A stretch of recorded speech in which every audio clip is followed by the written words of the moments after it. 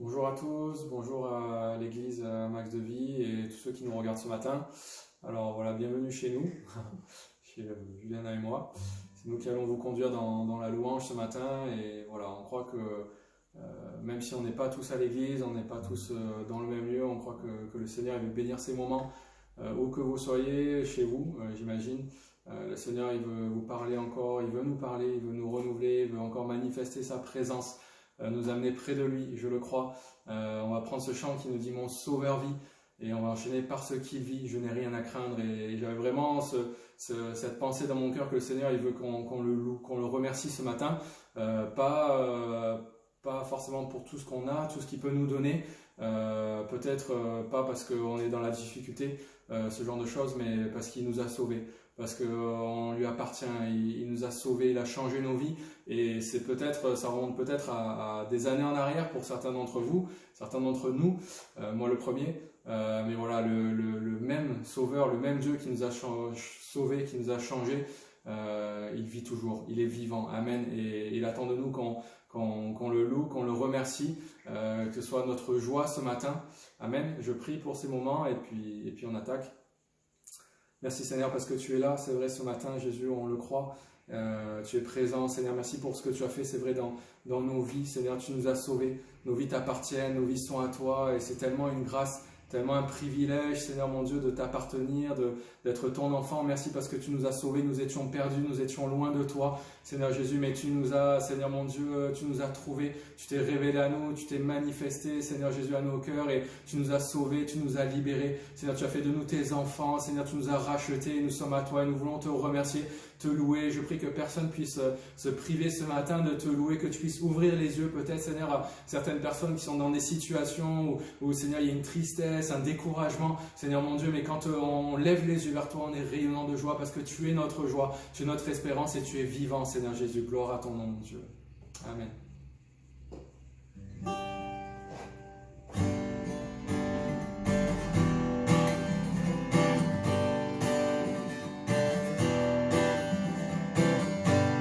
Dieu, tu règnes à jamais. Le monde connaîtra ton nom. Tous unis, nous chantons l'hymne de tes rachetés. Je sais que mon Rédempteur vit, et sur lui j'ai fondé ma vie. Mon Sauveur vit. Je peux déclarer chaque matin, Jésus, tu es le seul chemin. Mon Sauveur vit. Le roi des rois vient du ciel, et tout l'enfer tremble à son nom.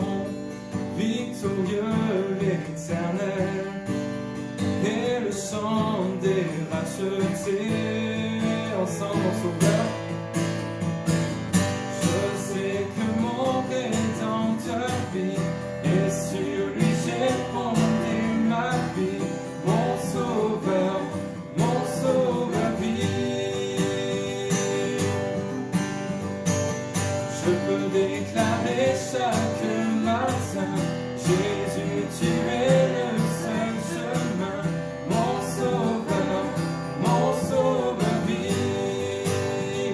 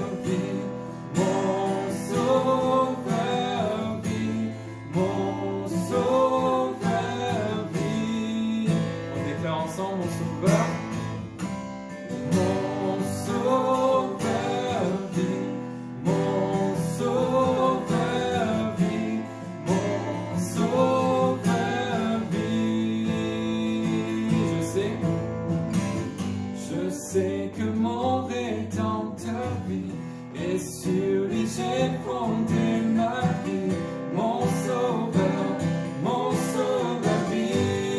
Je peux déclarer chaque matin, Jésus, tu es le seul chemin, mon sauveur, vie. Je peux déclarer chaque matin, je peux déclarer chaque matin, Jésus, tu es le seul chemin, mon sauveur, vie. Mon sauveur.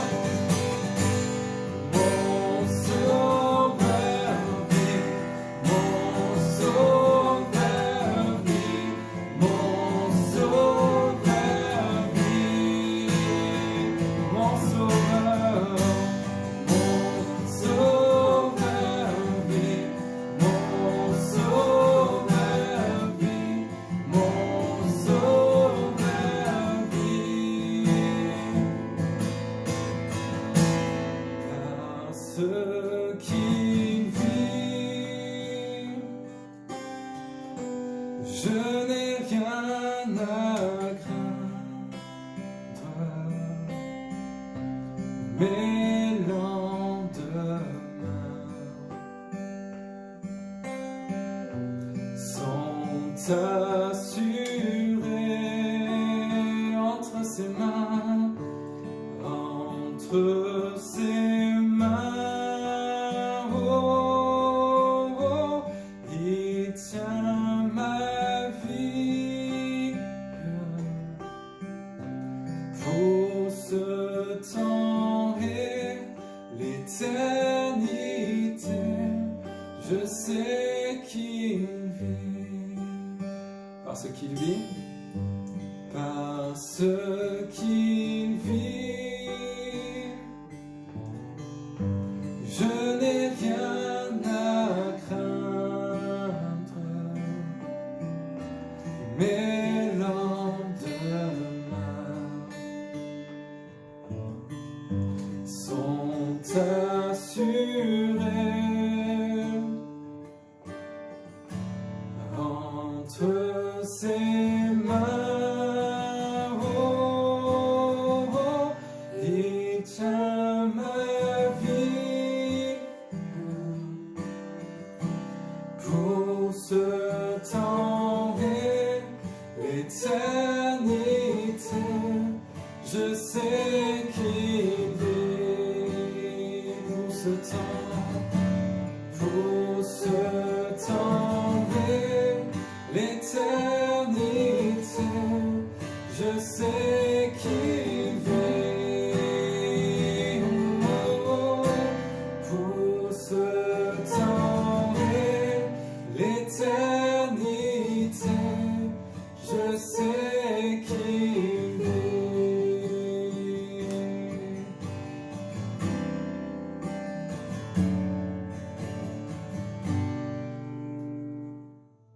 Amen. On va prendre ce chant qui nous dit là dans le feu. Je pense que vous commencez à le connaître pour la plupart. Et ce chant, c'est un chant qui est basé sur plusieurs textes bibliques. Et pour ceux qui marchent avec Dieu, on le sait, le Seigneur n'a jamais dit qu'il nous épargnerait du feu, il nous épargnerait de la tempête ou des difficultés, mais il a dit qu'il serait avec nous. La Bible dit que le malheur atteint souvent le juste, mais l'Éternel en délivre toujours. Amen. On se rappelle cette prédication de la semaine dernière aussi, un combat surnaturel, un combat démesuré. Et encore une fois, le Seigneur n'a pas épargné David de se battre contre Goliath. Il n'a pas dit « tu ne combattras jamais de géant ». Non, mais on sait que le Seigneur est là avec nous et dans les difficultés, dans les épreuves, dans le feu, il est là avec nous, il marche avec nous, il trace un chemin, amen, pour qu'on passe au travers du désert, au travers du feu. Amen, on le croit.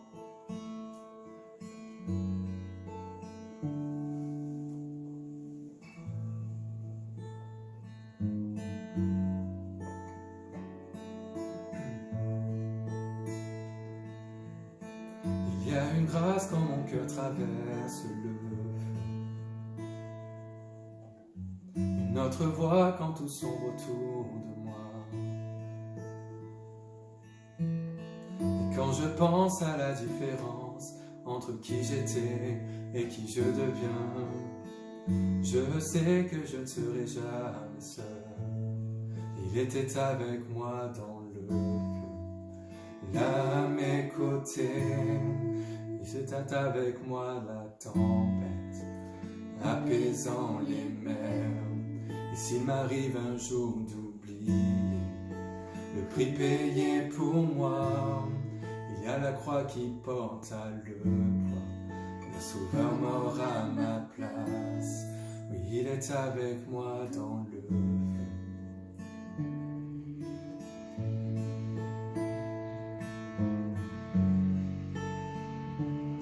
Toute ma dette à quitter,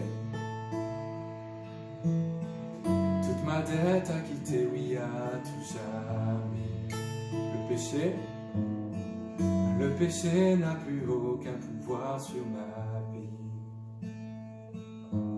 Et s'il m'arrivait de retomber entre qui j'étais et qui je deviens, quand bien même je ne céderai pas à ce monde, et je sais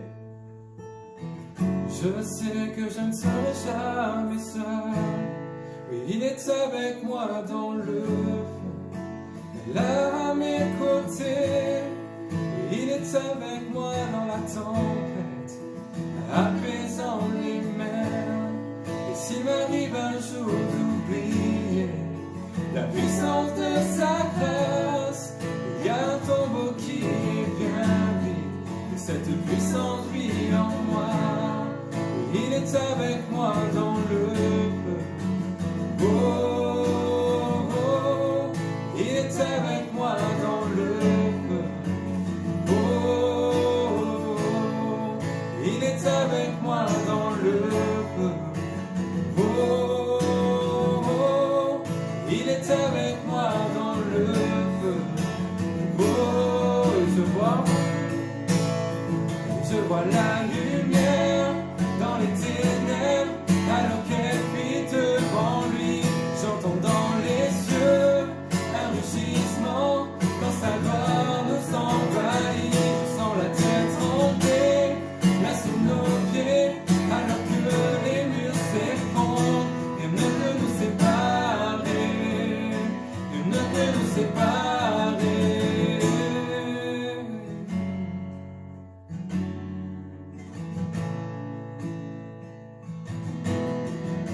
Il n'y a aucun autre nom. Il n'y a aucun autre nom comme le nom de Jésus. Qui était et qui est sera à jamais. Peu importe ce qu'il adviendra, entre qui je suis et qui je deviens, je sais que je ne serai jamais seul. Je sais que je ne serai jamais seul. Il sera avec moi dans le feu, là à mes côtés. Il sera présent dans la tempête, apaisant les mers. Et s'il m'arrive un jour d'oublier sa bonté envers moi, je me réjouirai même dans l'épreuve, car je sais que tu es là. Je vois la lumière, je vois la lumière dans les ténèbres, alors qu'elle vit devant lui. J'entends dans les cieux un rugissement quand sa gloire nous envahit. Je sens la terre trembler là sous nos pieds, alors que les murs s'effondrent. Rien ne peut nous séparer, rien ne peut nous séparer. Sera avec moi dans le feu, sera présent dans la tempête, apaisant les mers.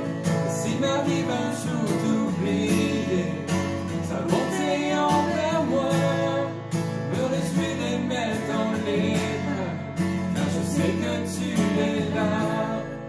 Je me réjouirai même dans l'épreuve, je me réjouirai même dans l'épreuve, car je sais que tu es là. Sera avec moi dans le écouter. Il sera présent dans la tempête, apaisant les mers. Et s'il m'arrive un jour d'oublier ta bonté envers moi, je me réjouirai même dans l'épreuve, car je sais que tu es là. Je me réjouirai même dans l'épreuve, car je sais que tu es là. Je me réjouirai même dans l'épreuve, car je sais que tu es là. Oh, oh, oh.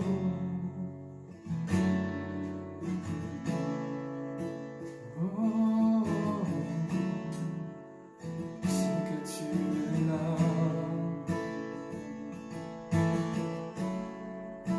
Je sais que tu es là. Oh, je sais que tu es là. Oh,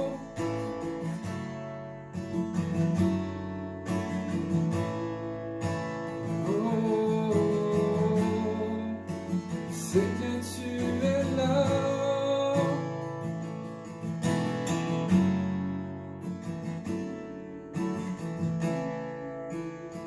Oh, je sais que tu es là.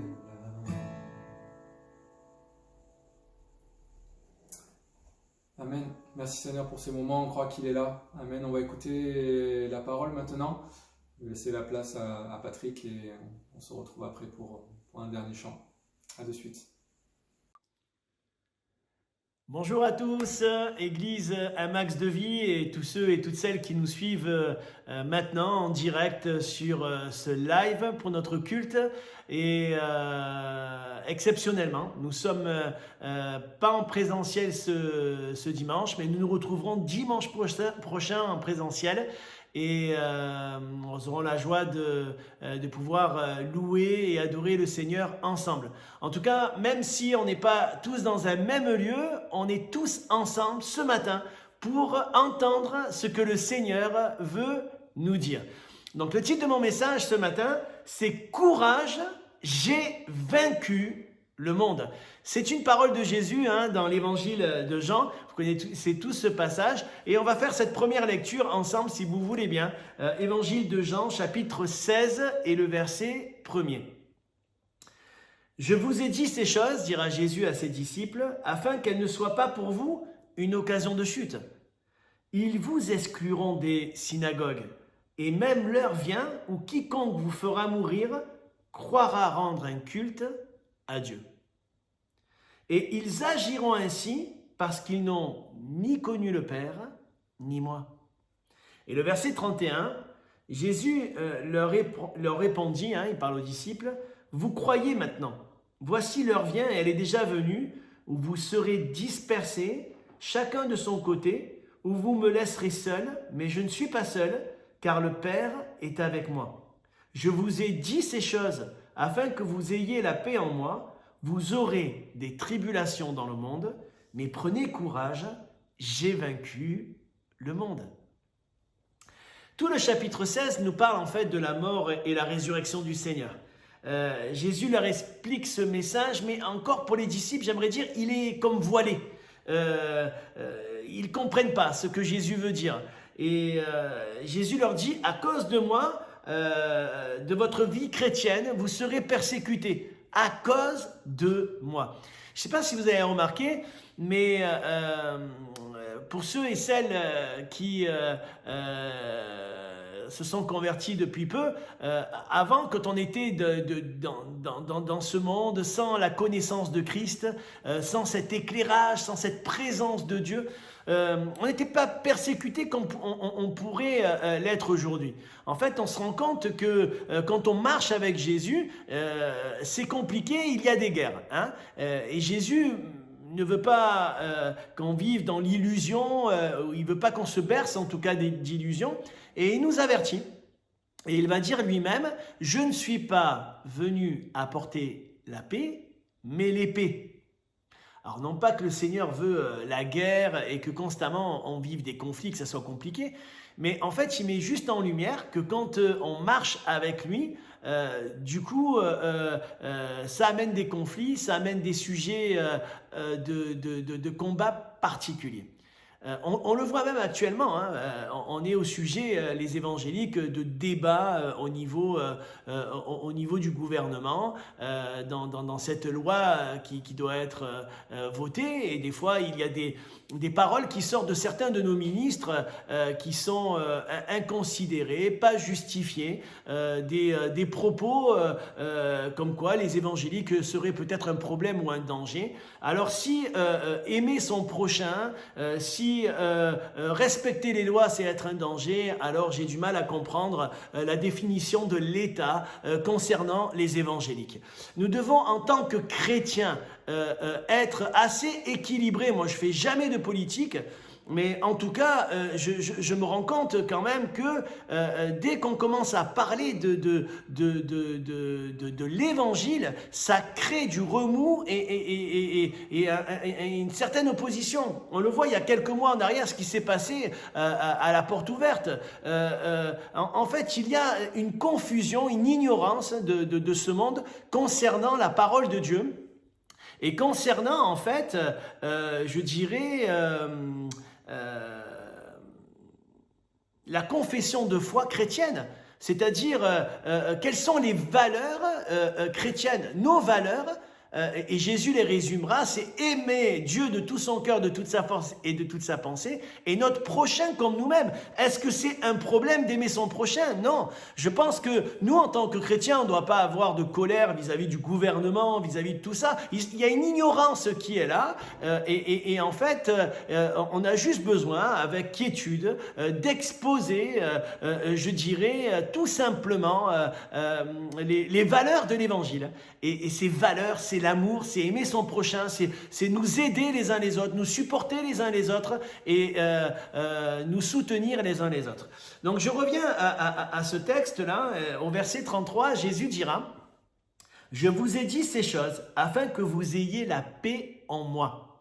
Vous aurez des tribulations dans le monde. » Donc il n'a pas dit que ça serait simple, il n'a pas dit qu'on serait épargné, mais il dit « Prenez courage, j'ai vaincu le monde. » Jésus nous dit on n'est pas épargné par la persécution, on n'est pas épargné par les combats. Dans notre vie de tous les jours, nous ne sommes pas épargnés. Il y a la maladie, il y a les mauvaises nouvelles, il y a les pertes d'emploi. Voilà, le contexte que nous vivons, il n'y a pas que les chrétiens qui le vivent, tout ce monde vit ce contexte compliqué d'épidémie, hein, et je pense actuellement à certains qui ont attrapé le corona, hein, c'est le cas de John, de Isa, de quelques-uns, et on prie vraiment, et je vois vraiment, j'ai vu la différence en fait quand on commence à prier. Vous savez, Jésus ne dit pas ça pour angoisser les disciples. Il dit ça pour pas qu'ils soient étonnés, mais pour qu'ils soient centrés aussi sur ce qui est véritablement important, sur ce qui est essentiel.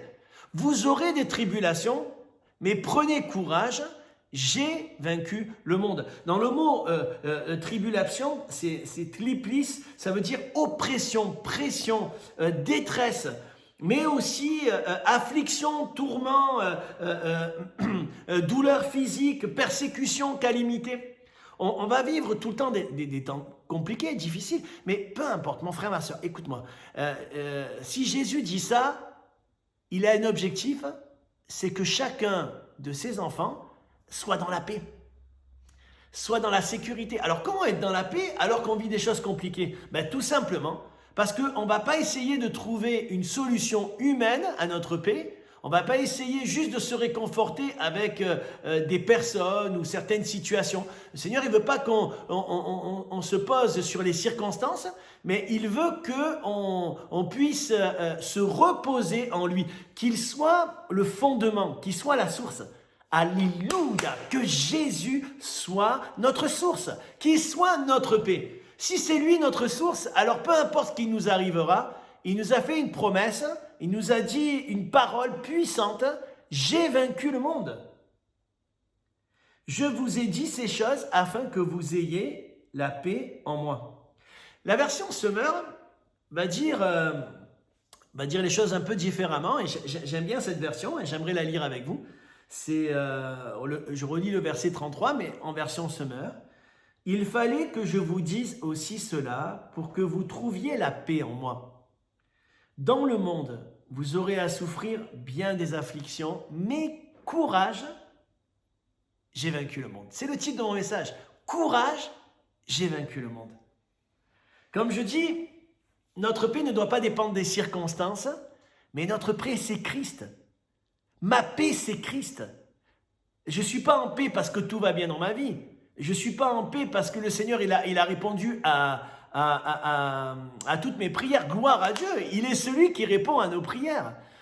Mais si notre paix doit dépendre que de ça, alors on ne va pas être en paix bien souvent. Parce que la Bible, elle le dit aussi, le malheur atteint souvent le juste, mais le Seigneur l'en délivre toujours. Donc on n'est pas épargné, on est souvent attaqué, on vit souvent des pressions, des oppressions, des difficultés, mais notre source c'est Jésus. Et cette parole est certaine, cette promesse, c'est une promesse, elle est certaine, elle dit « Prenez courage, j'ai vaincu le monde. » Courage, j'ai vaincu le monde. Mon frère, ma soeur, c'est pas encourageant. Vous pouvez dire Amen, vous pouvez écrire Amen là, dans les commentaires. Est-ce que quelqu'un peut dire Amen? Je me reprends. Est-ce que quelqu'un peut écrire Amen? Amen et Amen. Les paroles de Dieu, elles sont oui et amen. Elles sont certaines, elles sont sûres, elles sont immuables, elles ne changent pas. Les paroles du Seigneur ne dépendent pas des circonstances ni de ce que je ressens. Vous savez, on doit faire attention à nos émotions, à ce qu'on ressent. Quand Jésus a été enlevé, tous les disciples ont été pratiquement dispersés. L'apôtre Pierre a renié le Seigneur 3 fois parce que, en fait, la foule était pleine de colère, de méchanceté, et elle lui a mis la pression. Et face à cette pression, il a menti, il a pas réussi à faire face. Il a dit non, je le connais pas, je l'ai jamais connu. Et c'est pas pour autant que le Seigneur a rejeté Pierre. J'aimerais dire des fois, on vit des pressions et on réussit pas. C'est-à-dire que on se laisse submerger par nos émotions, on se décourage, on baisse les bras, on se dit bon ben je viens plus à l'église, ou même des fois il va arriver des injustices, des incompréhensions, ça arrivera toujours. La Bible nous dit que si on a sujet de se plaindre de quoi que ce soit, donc il y aura toujours des sujets de se plaindre, mais la Bible elle donne la réponse, elle dit pardonnez-vous réciproquement. C'est pas parce qu'on a des problèmes avec un frère, avec une sœur, même avec le pasteur il n'est pas parfait, que de suite on dit c'est fini, je ne viens plus à l'église. Non, quand on s'est fait baptiser, on s'est engagé avec Jésus. On ne s'est pas engagé à suivre un homme, on ne s'est pas engagé à suivre un ministère, on s'est engagé à suivre le Seigneur Jésus. Et personne ne nous a forcé à nous engager avec Dieu. Et le Seigneur, il dit persévérer. Il dit dans la prière, dans la communion fraternelle, dans la fraction du pain. Donc l'Église, c'est quelque chose qui a été, je dirais, établi par Dieu. Et justement, on s'y retrouve tous et nous sommes heurtés les uns avec les autres dans notre comportement, dans notre faiblesse aussi, parce que nous sommes faillibles, et dans nos caractères. Et c'est par ce moyen-là que le Seigneur va nous amener à progresser et à grandir. Prenez courage, frères et sœurs. Je ne sais pas, peut-être certains, vous vous êtes sentis un peu mis à l'écart, rejetés, je ne sais pas pour quelle raison, mais n'écoute pas l'ennemi de ton âme qui est en train de t'oppresser ou de te toucher émotionnellement et regarde à Jésus. Il dit, allez, sois courageux, sois courageuse, ne baisse pas les bras et retrouve le chemin de la prière. On a remis en place depuis quelque temps des réunions de prière le mardi à 15h. Je suis bien conscient que tout le monde ne peut pas venir puisque c'est un horaire où la plupart travaillent. Mais en tout cas, le peu qu'on peut se retrouver en réunion de prière, on le fait. Et frères et sœurs, vraiment, on se régale. Il y a une présence de Dieu qui nous fait du bien. Et le dimanche matin, dans la mesure du possible, à part ce dimanche-là exceptionnellement, on peut se retrouver en présentiel. Faisons l'effort, soyons là et combattons le bon combat. N'écoutons pas l'ennemi de notre âme, les mensonges de l'ennemi et n'écoutons pas non plus nos émotions, ce que nous ressentons.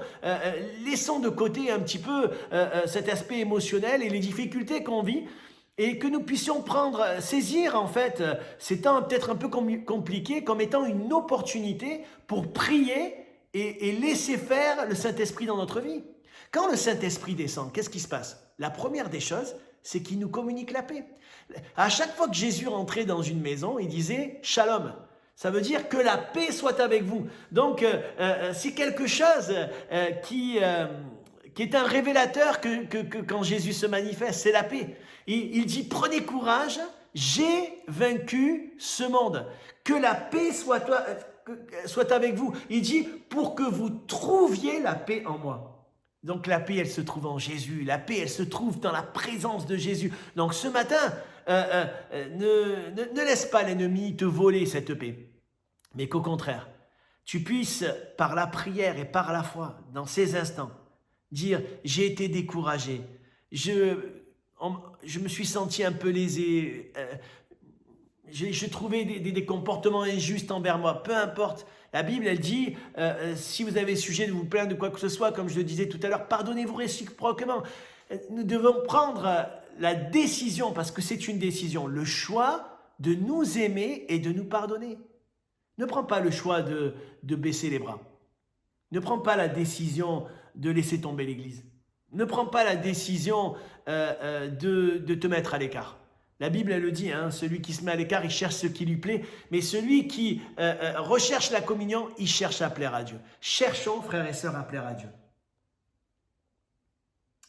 J'aimerais terminer par ce verset que nous venons de lire, au verset 15. « Tout ce que le Père possède m'appartient à moi aussi. Voilà pourquoi je vous dis qu'il puisera dans ce qui est à moi et vous l'annoncera. Dans peu de temps, vous ne me verrez plus, mais puis encore un peu de temps et vous me reverrez. » Après la révélation de la croix, il y a eu la puissance du Saint-Esprit, hein, le jour de la Pentecôte. Et cette présence, elle te révèle en fait Jésus, elle te révèle la paix que le Seigneur veut te donner. Cette assurance-là, c'est que Jésus, il est toujours avec nous. C'est ce que Jésus dira avant de partir au ciel. Il dira, voici, je suis tous les jours avec vous jusqu'à la fin du monde. C'est pas encourageant ça? Je m'encourage, tiens, je tends des mains. Alléluia, c'est encourageant. Jésus est avec nous tous les jours jusqu'à la fin du monde. Verset 33, il fallait que je vous dise aussi cela pour que vous trouviez la paix en moi. Dans le monde, vous aurez à souffrir bien des afflictions.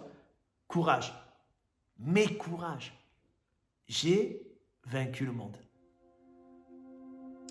Ne te décourage pas, mon frère, ma sœur, quoi que tu vives. Ne te laisse pas impressionner par ce que tu ressens, quoi que tu vives. Mais que tu puisses, au travers de ces paroles que nous avons entendues ce matin, trouver le courage dont tu as besoin. Alléluia. Que nous puissions saisir cette parole ce matin que Dieu nous adresse. Et j'aimerais faire un appel maintenant à tous ceux et celles qui peut-être ont perdu la paix. À tous ceux et celles peut-être ce matin qui se sentent découragés. À tous ceux et celles qui ont vécu peut-être des injustices et qui se sentent oppressés par l'ennemi et tu n'as plus envie de venir à l'église, tu n'as plus envie de prier, tu n'as plus envie de tout ça, tu vois tout négatif. J'aimerais prier pour toi, pour que la lumière du Saint-Esprit brille dans ton cœur. On pourrait fermer nos yeux et prier maintenant? Seigneur, je prie pour ces personnes ce matin peut-être qui sont découragées, oppressées et n'ont plus envie de courir, n'ont plus envie de marcher et de se battre dans ce chemin de la vie. Seigneur, il y a des combats. Mais Seigneur, je prie au nom de Jésus que ces paroles que tu nous annonces ce matin, courage, j'ai vaincu le monde, puissent percuter notre cœur et fortifier le cœur de ceux et celles qui sont découragés. Je veux prier pour ceux qui vivent des afflictions. Je veux prier pour ceux qui vivent des épreuves. Je veux prier pour ceux qui sont dans la maladie actuellement. À ceux qui ont entendu des mauvaises nouvelles, des maladies très graves. Et qui puissent entendre, au lieu d'entendre ces mauvaises nouvelles, courage, j'ai vaincu le monde. Courage, j'ai vaincu la maladie. Courage, j'ai vaincu les épreuves. Courage, j'ai vaincu la mort. J'ai vaincu les paroles de mort. J'ai vaincu les mensonges de l'ennemi. Courage, j'ai vaincu ce monde. Nous prenons courage, Seigneur, et nous nous attendons à toi. Tu es là ce matin. Fortifie le cœur de tes enfants. qu'au travers de ce chant que nous allons prendre maintenant, nous puissions nous réjouir de ce que le Seigneur va faire, que tu laisses la présence de Dieu remplir ton cœur et saisir ton âme.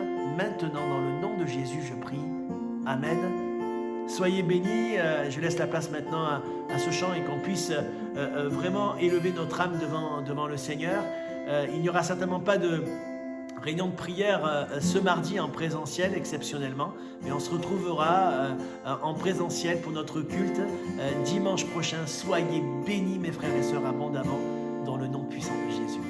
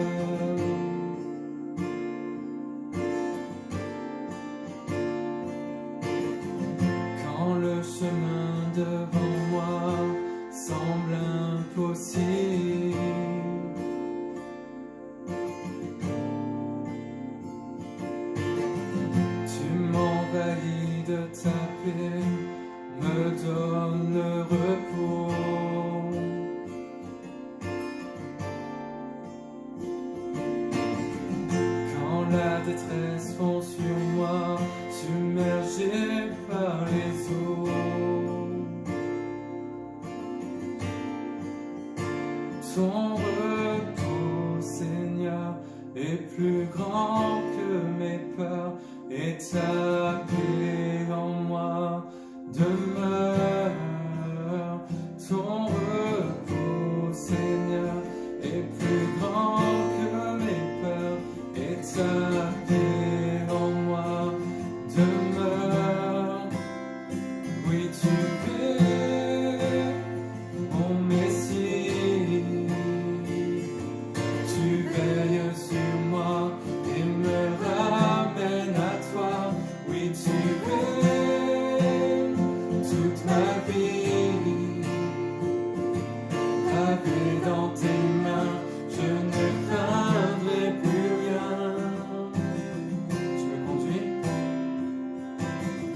Tu me conduis près des eaux paisibles.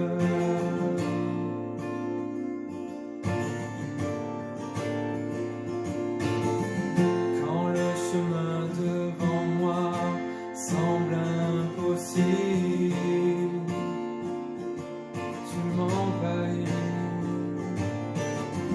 tu m'envahis de ta paix, me donne le repos. Même dans la détresse, quand la détresse fond sur moi, submergé par les eaux. Son repos, Seigneur, est plus grand que mes peurs, et ta paix en moi demeure. Ton repos, Seigneur, est plus grand que mes peurs, et ta paix en moi demeure. Oui, tu es mon Messie, tu veilles sur moi et me ramènes à toi. Oui, tu es toute ma vie, gravée dans tes mains, je ne crains. Oui, tu es mon Messie, tu veilles sur moi et me ramènes à toi. Oui, tu es toute ma vie, gravée dans tes mains, je ne crains. J'ai l'espoir de voir dans ma vie changer le cours de l'histoire, et qu'enfin par ta main tu saisisses ma vie et chasses la nuit. J'ai l'espoir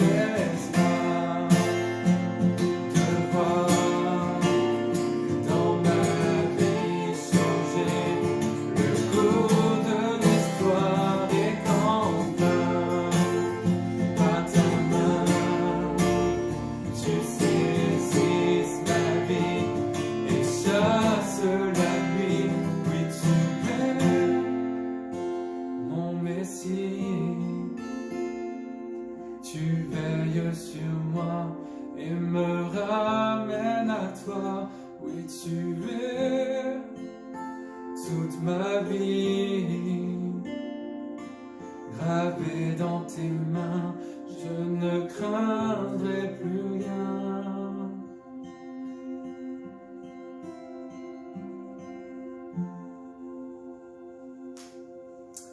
Amen, voilà, ces moments se terminent. J'espère que vous avez passé des bons moments dans la présence du Seigneur. Voilà, on garde dans nos cœurs ces moments, ce que le Seigneur a déposé dans nos cœurs, qu'on puisse le garder, le protéger, amen, comme cette semence, qu'elle puisse porter du fruit dans nos cœurs avec persévérance. Amen, voilà.